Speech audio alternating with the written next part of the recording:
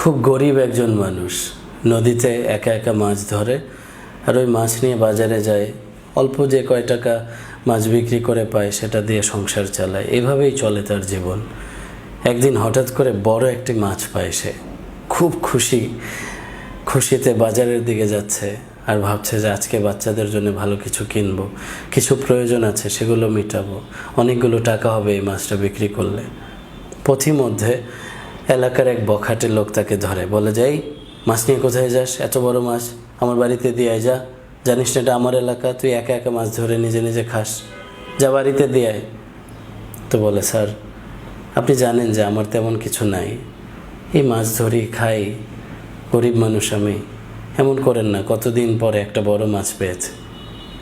তো এই কথা শুনে তাকে চড় থাপ্পড় দেয় এবং জোর করে মাছটা নিয়ে চলে যায়। মাছ নিয়ে যাওয়ার সময় মাছের গা থেকে কিছু একটা তার আঙুলে বিঁধে, টের পায় না সে। তার কিছুদিন পরে সে ফিল করে যে তার আঙুলে পচন ধরছে অ্যান্ড সেটা স্প্রেড করছে। দ্রুত ডাক্তারের কাছে যায়, পেরেশান, ডাক্তার সাহেব দেখেন তো কী হলো আমার আঙুলে। তাকে বলা হয় যে জলদি আঙুল কাটতে হবে, নয়তো হাতে পচন ধরবে। সে আরও ভয় পেয়ে যায় এবং বলে, তাড়াতাড়ি আঙুল কাটেন, আমার হাত বাঁচান, আমাকে বাঁচান। আঙুল কাটা হয় কিন্তু পচন বন্ধ হয় না, হাতে ধরে যায়। এরপর কবজি পর্যন্ত কাটা হয়, এরপর কনুই পর্যন্ত কাটা হয়।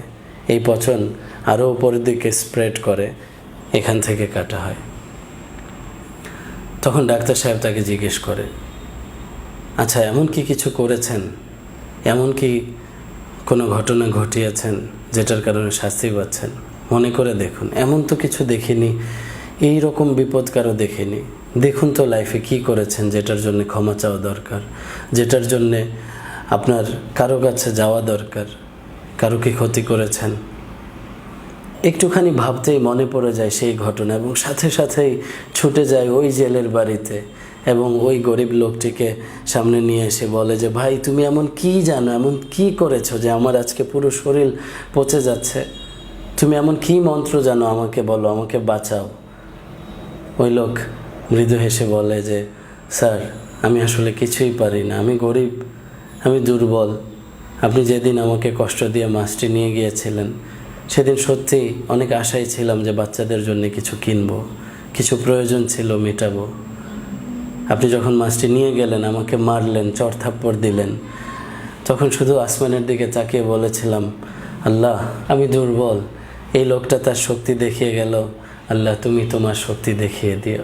মাই ডিয়ার ফ্রেন্ডস, বদদোয়া অনেক ভারী জিনিস, অনেক ভারী জিনিস। আমি কখনো কাউকে কষ্ট দিয়ে থাকলে দিল থেকে ক্ষমা চাই, মাফ করে দিবেন। আপনিও একটু ভেবে দেখুন কারো কাছে ক্ষমা চাওয়ার বাকি আছে কি না।